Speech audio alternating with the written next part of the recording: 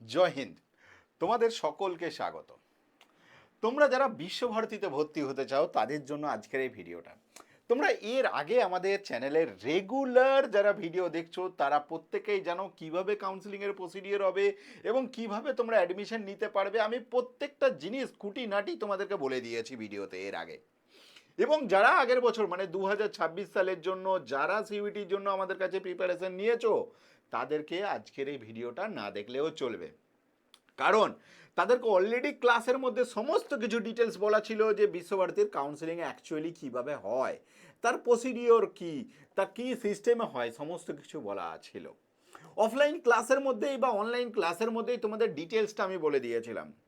এবার যারা হয়তো কোনো কারণে কোর্স নিতে পারোনি বা কোর্স নেওয়ার সামর্থ্য হয়নি তাদের জন্য আজকে পুরো ডিটেলসটা বলে দেবো যে কাউন্সিলিং অলরেডি শুরু হয়ে গেছে এবং তোমরা কিভাবে কাউন্সিলিংটা অ্যাটেন্ড করবে এবং কিভাবে সমস্ত কিছু করবে।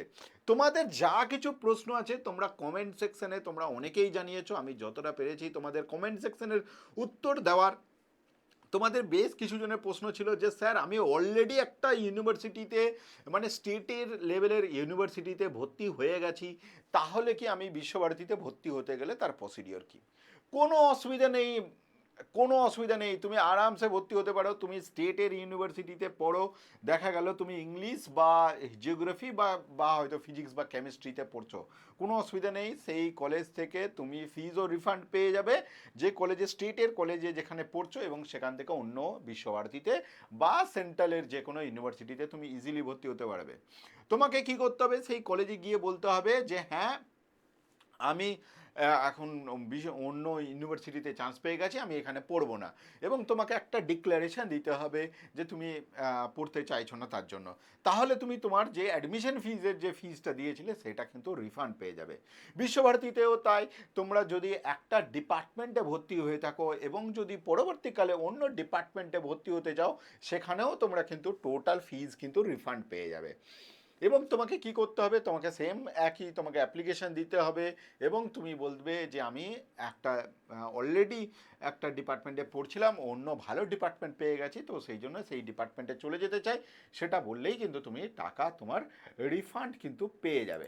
আজকে আমাদের প্রসঙ্গ ছিল যে প্রসঙ্গ হচ্ছে যে আমরা কিভাবে অনলাইন কাউন্সেলিং করব এবং কবে থেকে তার ডেট আছে, তার কি প্রসিডিওর আছে, এই সমস্ত কিছু তোমাকে আমরা পুঙ্খানুপুঙ্খভাবে এই ভিডিওতে বলবো। তোমাকে দ্বিতীয় কোথাও কিছু করতে হবে না।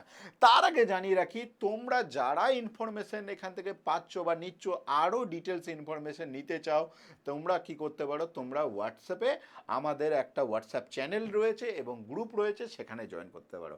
সেই লিঙ্ক কোথায় পাবে, সেই লিঙ্ক পেয়ে যাবে আমাদের ডেসক্রিপশনে।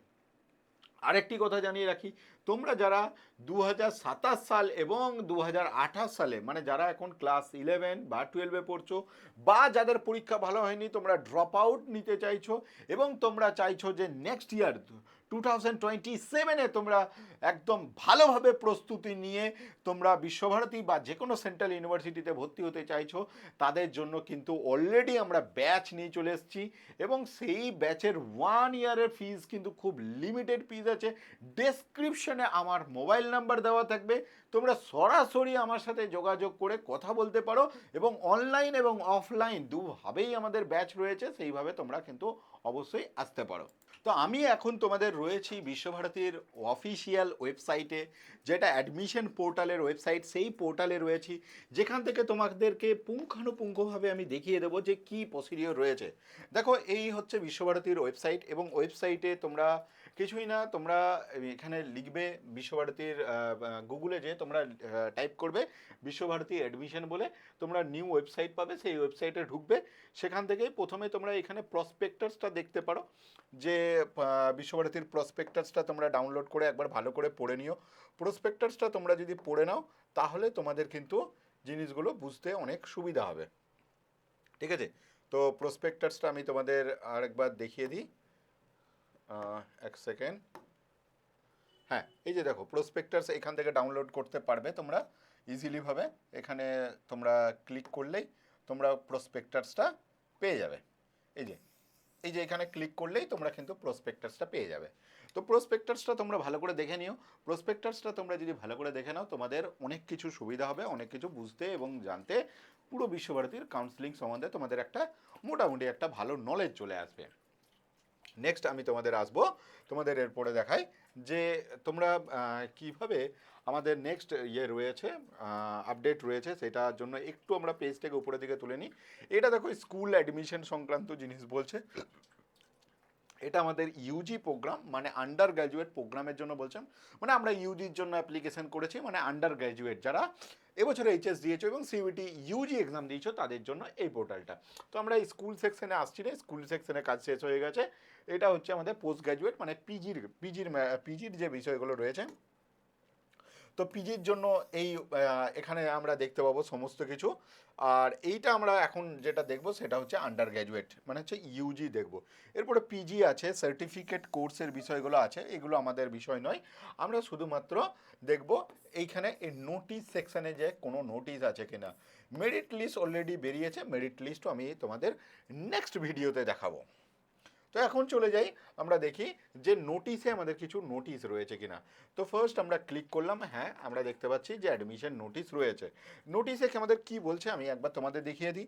নোটিশে আমাদের বলছে যে নোটিফিকেশন অফ অনলাইন কাউন্সিলিং, দ্বারা কাউন্সিলিংটা তোমাদের কিসে হবে, অনলাইনে হবে। অনলাইন কাউন্সিলিং ফর ইন্টারনাল স্টুডেন্টদের জন্য কিন্তু কাউন্সিলিং হবে। ইন্টারনাল কারা?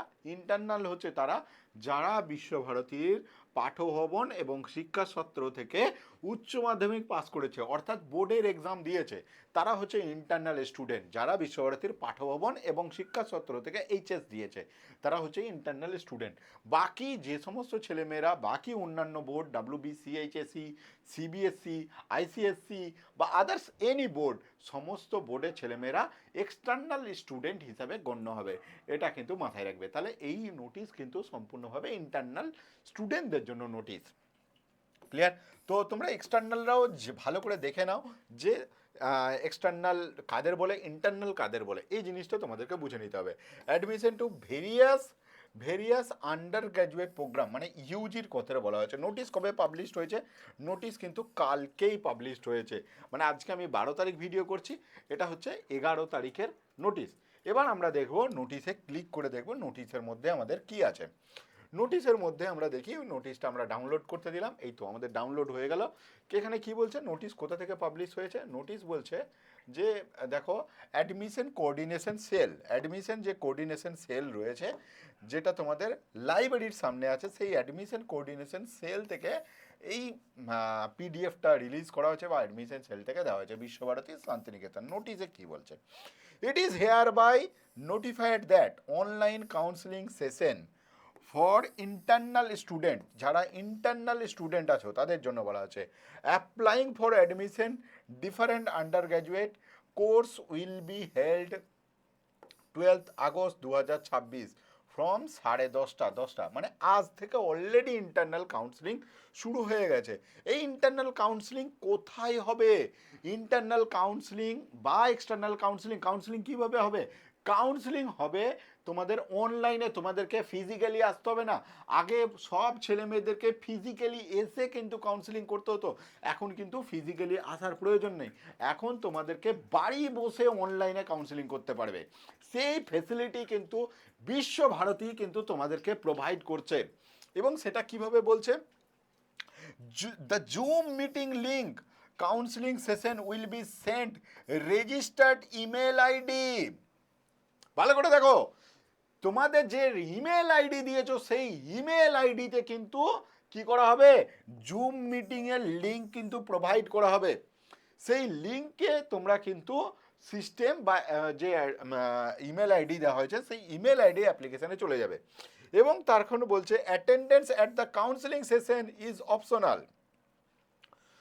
তারপরে বলছে as the system will automatically allot seat eligible candidate based on their preference applicable admission process. এবং তুমি যখন সিট অ্যালট করবে এবং তুমি যখন কোনো সাবজেক্টে চান্স পাবে, সেই সাবজেক্টে তোমাকে কিন্তু অনলাইন কাউন্সিলিংয়ে কিন্তু অ্যাডমিশন নেওয়ার জন্য কিন্তু তোমাকে অনলাইন কাউন্সিলিংয়ে কিন্তু অ্যাটেন্ড করতে হবে। এবং অনলাইন কাউন্সিলিংয়ে অ্যাটেন্ড করার পর তোমাদেরকে যেটা করতে হবে, অনলাইন অ্যাডমিশন কাউন্সিলিংয়ে জয়েন হওয়ার পর তোমাদেরকে জয়েন হয়ে তোমাদের যে ডকুমেন্টগুলো রয়েছে, মানে তোমরা মাধ্যমিকের যে ডকুমেন্ট, মানে মাধ্যমিকের যে বোর্ডের দিয়েছো, বোর্ডের এক্সাম যে দিয়েছো, তার যে সার্টিফিকেশন কপি, মানে মার্কশিট, তারপর সার্টিফিকেশন যেটা রয়েছে, আধার কার্ড তোমাদের যেটা রয়েছে, তোমাদের যে যা প্রয়োজনীয় অ্যাডমিট কার্ড থেকে শুরু করে এইচএসের অ্যাডমিট কার্ড, সার্টিফিকেট, এগুলো কিন্তু তোমাদের এই জুম মিটিংয়ে কিন্তু শো করতে হবে। আবারও বলছি, এই জুম মিটিংয়ে তোমাদের জয়েন করা কিন্তু খুব গুরুত্বপূর্ণ জিনিস। অনেকে আছে হয়তো অ্যাডমিশন করেনি, ঠিক আছে, মানে ফর্ম ফিল আপ করেছে কিন্তু মিটিংয়ে জয়েন করেনি, সেক্ষেত্রে অনেক ক্ষেত্রে কিন্তু তাদেরকে অ্যাবসেন্ট বলে গণ্য করা হয়ে যায়। পরবর্তীকালে যারা রয়েছে তাদেরকে কিন্তু সেই সুযোগ কিন্তু দেওয়া হয়। তো এই রয়েছে আজকের এই মানে ক্যান্ডিডেট হু। তারপরে এখানে একটা জিনিস পয়েন্ট রয়েছে, দেখি আমরা একবার পড়ে নিই কী রয়েছে।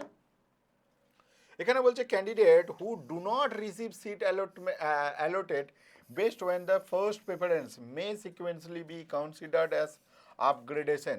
কোনো কেউ যদি তোমার সিট অ্যালট রিসিভ না করে সে ফার্স্ট প্রেফারেন্সে, তাহলে তাকে কিন্তু আপগ্রেডেশনে দেওয়া হবে।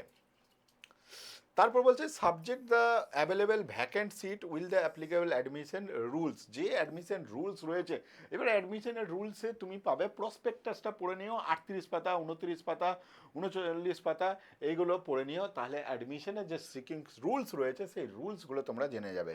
এই নোটিশ পাবলিশ হয়েছে কিন্তু তোমার 11 তারিখে। আজকের ভিডিওতে আমি মোটামুটিভাবে তোমাদেরকে এই কটা জিনিস বললাম। এরপর তোমরা আরও ডিটেলস যদি জানতে চাও, তাহলে তোমাদেরকে যেটা করতে হবে, তোমাদের ফার্দার তোমাদের সমস্ত তোমাদের আরও এখানে ধরো নোটিশ আমরা দেখলাম, এই নোটিফিকেশন ফর দ্য, এটা notification for the models of the undergraduate internal student counselling, বেশ এগুলো আমরা সমস্ত কিছুই দেখলাম। এরপর তোমাদের দেখো আমি নোটিশটাই চলে আসি, এখানে দেখো মেরিট লিস্ট একটা পাবলিশ হয়েছে, আমি একবার ক্লিক করে জাস্ট তোমাদেরকে দেখিয়ে দিই। এইখানে বলতে ইন দ্য কেস অফ, এইখানে দেখো প্রত্যেকটা সাবজেক্টের মেরিট লিস্ট আলাদা করে পাবলিশ হয়েছে। যেমন এখানে ফিজিক্স মেজর, ফিজিক্স 4 ইয়ার আন্ডার গ্রাজুয়েট ফিজিক্স মেজর, এই যে এখানে ভ্যাকেন্ট দেখতে পাচ্ছ না, এইগুলো হবে এক্সটার্নালের বেরোবে কিছুদিন পরেই, 2-4 দিনের পরেই, তোমরা ভিডিওতে আপডেট থাকো তাহলে পাবে, ঠিক আছে। তো এই ইন্টারনাল এক্সটার্নাল যতগুলো সাবজেক্ট রয়েছে দেখো, সমস্ত সাবজেক্টের তোমরা কিন্তু এইভাবে মেরিট লিস্ট পেয়ে যাবে। এই কটা সাবজেক্টের এখন আপাতত বেরিয়েছে। বেসিক্যালি আমাদের এইটা হচ্ছে আমাদের সায়েন্স সেকশনে কি কি আছে, সায়েন্সের মধ্যে ফিজিক্স, স্ট্যাট, তারপরে হচ্ছে তোমার কম্পিউটার সায়েন্স, বোটানি, তারপর রয়েছে কি বোটানির পর রয়েছে আমাদের কেমিস্ট্রি পর জুলজি, ম্যাথামেটিক্স, এ কটা আমরা দেখলাম। এরপর এছাড়াও আমরা দেখতে পাবো আর কি রয়েছে, এইদিকে রয়েছে দেখো মেন সাবজেক্টের মধ্যে আমরা কি পাচ্ছি, জাপানিজ পাচ্ছি, চাইনিজ পাচ্ছি, ইংলিশ পাচ্ছি, বাংলা পাচ্ছি, ইটালিয়ান পাচ্ছি, ফ্রেঞ্চ পাচ্ছি, জার্মান পাচ্ছি, তারপর আর কি রয়েছে, রাশিয়ান রয়েছে, তারপর রয়েছে ইন্ডো টিবেটিয়ান, হিন্দি রয়েছে।